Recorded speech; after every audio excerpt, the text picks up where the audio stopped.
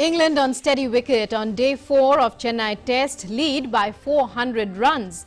Ishant Sharma claims 300th wicket in Tests, becomes third Indian fast bowler to do so.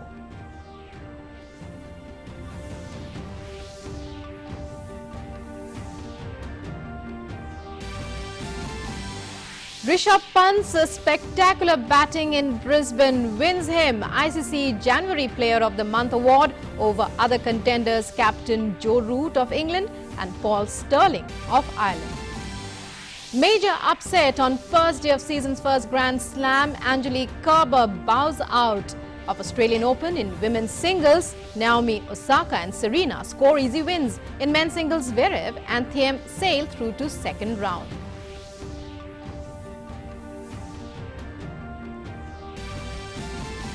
And in the English Premier League, defending champions Liverpool face daunting task to retain trophy as Manchester City trounced them 1-4. City now tops points table. Tottenham and Chelsea score easy wins.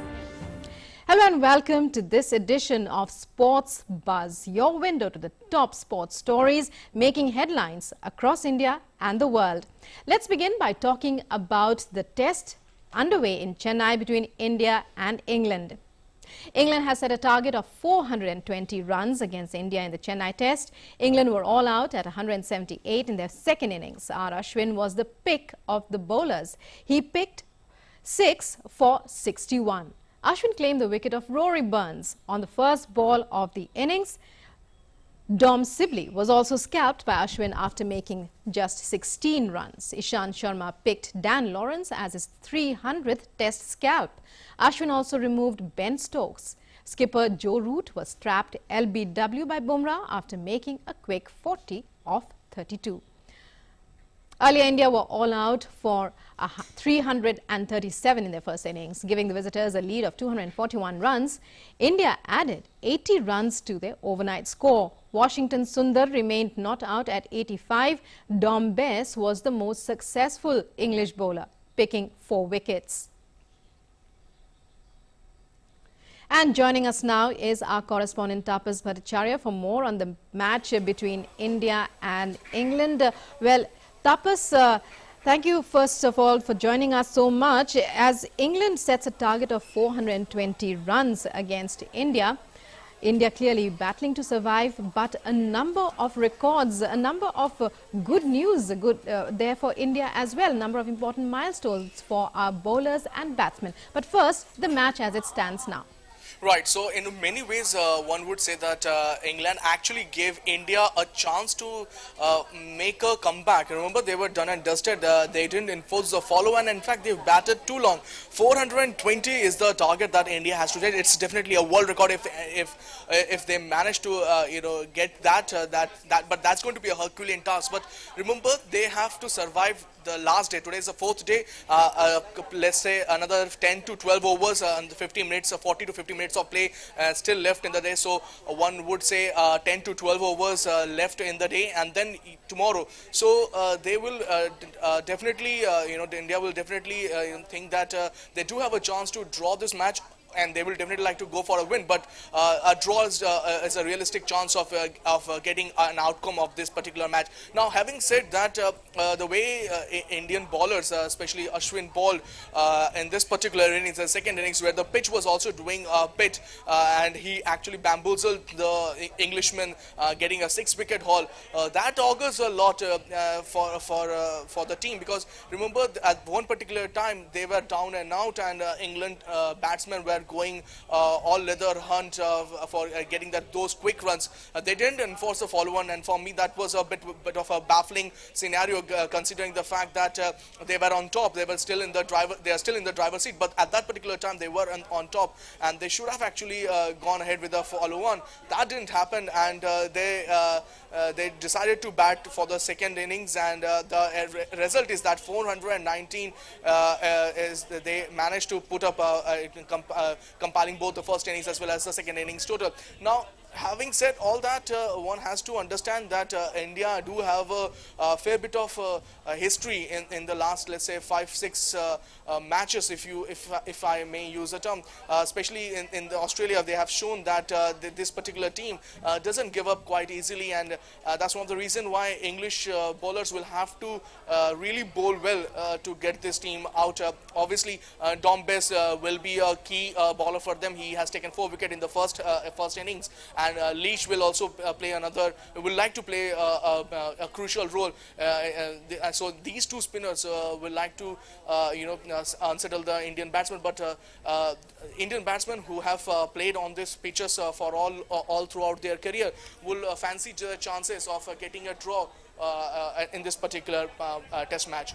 Rukma. India looking at a draw, but another word for our bowlers completing his getting his 300th scalp. It's a big achievement for Ishant Sharma. Also, well, Rishabh Pant really sparkling in his role. Right, so you spoke about Ishant Sharma. Let me just give you a small statistics. From 2018, he has played in 19 matches. He has taken 73 wickets at an average of 19.27 and 4 5-wicket haul. So that says a lot about a guy who, for a long period of time, was considered India's best spearhead. In fact, India's pace spearhead, but was unable to, get going. And in the last couple of years, if we take a look at his strike rate, it is almost his average is almost 20. So after every 20 runs, he gets 1 wicket. So that says a lot about his movement, the way he has moved out from being a bowler who people used to say that he used to bowl only short deliveries. He has actually taken the mantle of being India's pace spearhead, and that's and that's one of the reasons why he has now has 300 wickets, the third Indian to have 300 wickets after Kapil Dev and Zahir Khan. So that's kudos to him, and people will be looking forward to getting, he will be looking forward to getting more crucial breakthroughs, not just in the country, but especially going abroad and in conditions which are favorable to him. Now, coming back to Rishabh Pant, there are a couple of things that one has to, take a look at. First is, are we playing Rishabh Pant as a batsman, or is he playing as a wicket-keeper who can bat? So, as a batsman, he has played in the last 3 test matches, or he has played some very crucial role, be it Sydney, be it now in Chennai, and earlier in Gaba. He has been absolutely stunning. But, he has made some crucial mistakes. Like for instance, in the last, let's say 5-6, in his whole career, he has got out in the 90s or almost 10 times. So one has to understand, in a short period of, in a short career, where he has the potential, everybody sees that there is a potential, but he has to count those 90s into hundreds, and not just hundreds, into big hundreds, and that is something that he has to now learn. There are spark of brilliance, but that has to develop, that has to turn into a formidable score for the team. Now that is one part of it. Is about his batting, about his wicket keeping. That needs a lot of working. He needs to really look at some of the past greats, talk to some of them, and try and understand how to go about it, because in every situation, in every matches, we have seen at least at an average a couple of catches going down behind the or he's dropping catches, or he's missing the stumping chances. So those are certain things that he needs to really work out. If he still has a long to way to estimate his go players. for Rishabh Pant as far as his wicket keeping is concerned, but also Tapas, a word for our Ashwin scalping 6 wickets there. Absolutely. So R. Ashwin has, even in Australian tour, he has shown that even in pitches which doesn't, offer spin and bounce, he is quite a handful with his guile and with his change of pace. And here in Shepak, where the ball was actually rearing off or keeping low, spinning, especially on the 4th day, he showed that why he's considered one of the best, if not the best, spinner currently playing in this particular format. And a 6 6-wicket haul on a pitch against a team which was looking to decimate your team says a lot. So whether if India is chasing 420 and not more than 500, it is because probably of R. Ashwin and his brilliance and his off spinner Brilliance as that a bowler. has actually stopped. Yeah, absolutely. So that kind of stopped England's march towards a certain victory to, let's say, right now they are in a good position, but still not sure of that particular victory that they are looking forward. And providing India a fighting chance there, our Ashwin's role cannot be ignored there. Thank you very much, Tapas, for joining us with those details. And now moving on, veteran fast bowler Ishant Sharma became the 6th Indian and 3rd pacer from the country to take 300 wickets in Test cricket, joining legendary former India captains Kapil Dev and Anil Kumble. Ishant reached the landmark when he trapped Dan Lawrence with a delivery that swung back sharply before hitting his pads in England's second innings on the 4th day of the opening test. Besides Kumble and Kapil, Ravichandran Ashwin, Harbhajan Singh and Zaheer Khan are the other bowlers from the country who have reached this landmark. The 32-year-old Ishant reached the milestone in 98 matches, more than the other Indian bowlers in the club.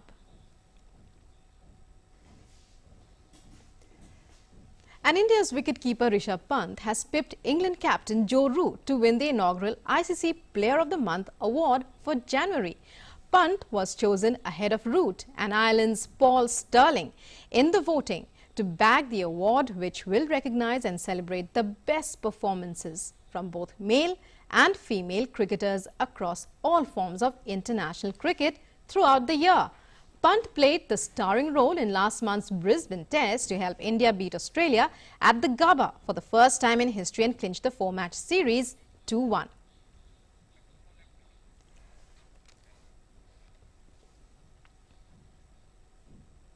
Chelsea recovered from Antonio's own goal to move up to 5th in the Premier League as Thomas Tuchel's unbeaten start as manager continued with a 2-1 victory at Sheffield United. Mason Mount broke the deadlock to put Blues ahead. Chelsea then conceded the first goal of Tuchel's 4-game reign in the form of an own goal. Jorginho kept his cool from the spot for his 6th goal of the season. Coming after Liverpool's 4-1 defeat by leaders Manchester City, the win puts Chelsea's Champions League ambitions back on track after they had slipped to 9th under former boss Lampard. Manchester City took a decisive hold on the Premier League title race as they thrashed Liverpool 4-1 at Anfield. And City's comprehensive triumph was their first at Anfield since 2003 and Pep Guardiola's first away to Liverpool as a manager. Gundogan put City ahead 4 minutes into the second period. Mohamed Salah equalized for Liverpool from the spot just after the hour. Foden set up Gundogan to put City back in the front after 73 minutes. City saved the best until last when Foden, the game's outstanding performer, thundered a magnificent finish 7 minutes from time.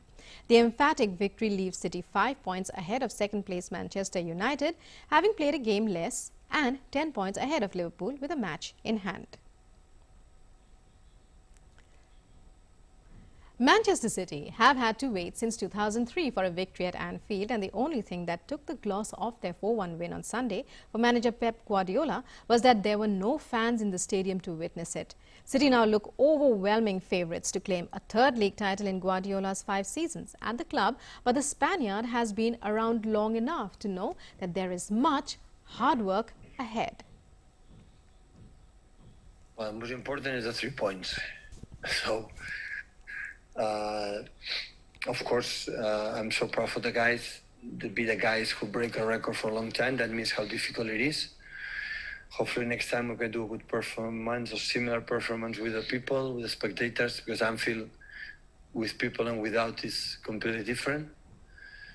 Because I know, I could imagine after 1-1 could be Anfield and the influence for its players. On to tennis. 3-time Grand Slam champion Angelique Kerber crashed out of the Australian Open today with a 6-0, 6-4 defeat to Bernarda Pera in the first upset of the tournament. The 2016 Australian Open winner Kerber, seeded 23rd at Melbourne Park, lost in just 1 hour and 10 minutes. Meanwhile, Serena Williams started her quest for a record-equaling 24th Grand Slam title with an impressive win. Playing her 100th match at the Australian Open, Serena defeated Laura Siegemund 6-1, 6-1 in 56 minutes.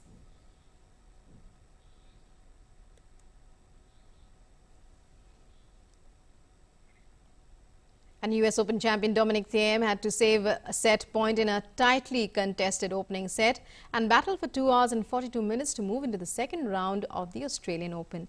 Thiem defeated Mikhail Kukushkin 7-6, 6-2, 6-3. Canadian 8th seed Bianca Andreescu fights out a tough win in 3 sets, 6-2, 4-6, 6-3 against Mihaela Buzămescu of Romania. In the first round, she faces a second round match-up against Taiwan's Hsieh Su-wei, who earlier beat US Open quarterfinalist Svetlana Pironkova of Bulgaria 7-5, 6-2. Naomi Osaka has withdrawn from warm-up events last week with shoulder issues, but did not show any sign of injury as she made swift progress to the second round. Osaka started her campaign in style with an easy straight sets victory over Anastasia Pavlyuchenkova 6-1, 6-2 in 68 minutes on the Rod Laver Arena. Osaka will play France's Caroline Garcia next, while the elder Williams sister faces veteran Sara Errani. Ankita Raina became only the 5th Indian woman tennis player in Open era to secure a place in the main draw of a Grand Slam as she made the cut for the women's doubles event of the Australian Open. After missing out on the women's singles main draw, the 28-year-old realized her long-time dream when she signed up with Romania's Mihaela Buzămescu and earned a direct entry. It was the Indians' 6th attempt to qualify for a competition at the grand stage. Sumit Nagal will be competing in the singles event of the first Grand Slam of this season. Nagal has been awarded a wildcard entry into the men's singles event. On to football again. Cristiano Ronaldo, Sergio Ramos and Celtic, in theory, are among the possible record breakers in 2021. Euro 2020 being delayed by a year and the late start to the season means there is going to be an awful lot of football this year. So what men's football records could we see fall in 2021? Take a look. International goal scoring record. Portugal forward Cristiano Ronaldo only needs 7 goals to equal the world record of Iran legend Ali Daei. Daei is the top scoring player in the men's international football with 109 goals between 1993 and 2006. Ronaldo will have at least 11 competitive games in 2021 plus friendlies to break the world record. He's also chasing several records in Euro 2020. If he scores a goal, he will become the top scorer in the tournament's history. He's currently level with Michel Platini. He will become the first person to play at 5 European Championships. Joint most successful European Cup player. Ronaldo has his sights set on records at club level as well. If he can help Juventus win the Champions League, he would join Real Madrid legend Francisco Janto on a record 6 European Cups. That would also take him level with Clarence Seedorf, who is currently the only player to win the tournament with 3 different teams. He could also become the first person to win the Golden Boot in Italy, Spain and England if he can finish as top scorer in Serie A. Most international caps. Spain defender Sergio Ramos, like his old Real Madrid teammate Ronaldo, is hoping to seal an international world record in men's football. 34-year-old broke Gianluigi Buffon's European record in November and now has 178 caps. He only needs 7 caps to beat the record of Egypt midfielder Ahmed Hassan, who played 184 times between 1995 and 2012. Ramos has some rivals for the record though. Oman midfielder Ahmed Mubarak, 35 years old, is on 179, and Kuwait forward Badr Al Mutafa, also 35, has 178, and neither have retired yet. 10 in a row. 3 European teams are bidding to win a 10th consecutive league title this season. Celtic, who trails Rangers by 16 points with 3 games in hand, are attempting to become the first Scottish team to win 10 in a row. Both Celtic 1966-74 and Rangers 1989-97 have managed 9 before. Juventus are also looking to compete a decade of dominance in Italy, having won every Serie A title since 2011-12. Nobody in Europe's top 5 leagues has ever won 10 consecutive titles. Ludogorets are also looking to wrap up a 10th Bulgarian title in a row, reformed in 2009 and bankrolled a year later. They had never played in the top flight before this run. Golden Boot record. The most Premier League goals in a season is 34 matches, managed by Andy Cole and Alan Shearer in 1993-94 and 94-95. Both of those hauls took 40 or more games when the Premier League had more teams. Mohamed Salah's 32 in 2017-18 is the record for a 38-game season. Dominic Calvert-Lewin, Jamie Vardy, Son Heung-min, all with 11, and current top scorer Salah, who has 13, are all roughly on pace for that amount. The joint record for assists in a season is 20 by Thierry Henry in 2002-2003 and Kevin De Bruyne last season. Kane is already halfway there with 10 assists in his first 14 games of the season. Record that probably won't get broken. Premier League points record. Manchester City's record of 100 points in 2017-18 is not in any danger. Liverpool will need to win 23 of their 24 remaining games to match the landmark. On current form, the title winners will finish on 84 points, the joint 9th lowest points total, alongside Manchester United's inaugural Premier League title in 1992-93. Sports Desk, DD India. Mexican side Tigres became the first team from North America to reach the final of Club World Cup when they beat Brazilian club Palmeiras 1-0 in the semi-finals on Sunday. After a tepid first half, Tigres' French striker André-Pierre Gignac got the only goal of the game from the penalty spot in the 54th minute when Luan was adjudged to have pulled down Carlos Gonzalez. The team from the North, Central American and Caribbean Football Confederation will play the winners of today's second semi-final between Bayern Munich and Egyptian side Al Ahly. The final is scheduled for Thursday. And Lionel Messi scored 3 minutes after coming off the bench as Barcelona came from behind to win 3-2 at Real Betis in the La Liga. The home side took the lead in the first half when Iglesias finished from close range. Messi, rested by manager Ronald Koeman, was sent on in the 57th minute and drove in the equalizer before a Victor Ruiz own goal put Barcelona ahead. Ruiz headed in an equalizer, but Trincao's curl strike sealed the win for the visitors. The victory moved Barcelona up to second in the Spanish top flight, 7 points behind Atletico Madrid, who have 2 games in hand. And having missed the first virtual Grand Prix of the new series, George Russell returned to extend the 4-race winning streak he ended last season with. Williams driver George Russell chalked up a 5th successive win yesterday that also saw a female gamer line up for the first time in an official Formula One sports race. The Briton beat Red Bull's Alexander Albon with Ferrari reserve driver Callum Ilott rounding off the podium. Russell and Alexander Albon swapped the lead over the final laps of the second virtual Grand Prix, but it was immaterial to the outcome of the race. The result means Russell remains undefeated in the last 5 virtual GPs he has shown up for.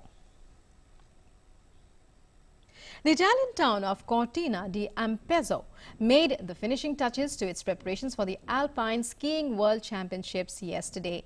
The event begins today in the Italian Dolomite Resort, the first major winter sports event since the start of the COVID pandemic. There will be no cheering, cowbell clanging crowds at the finish line with the 2-week championships that involve 71 nations and 600 athletes without spectators due to COVID restrictions. The men's program starts with a supergiant slalom, a racing discipline of alpine skiing tomorrow. And that's all we have for you in this edition of Sports Buzz. Until we meet again, goodbye. Thanks for watching. Namaskar.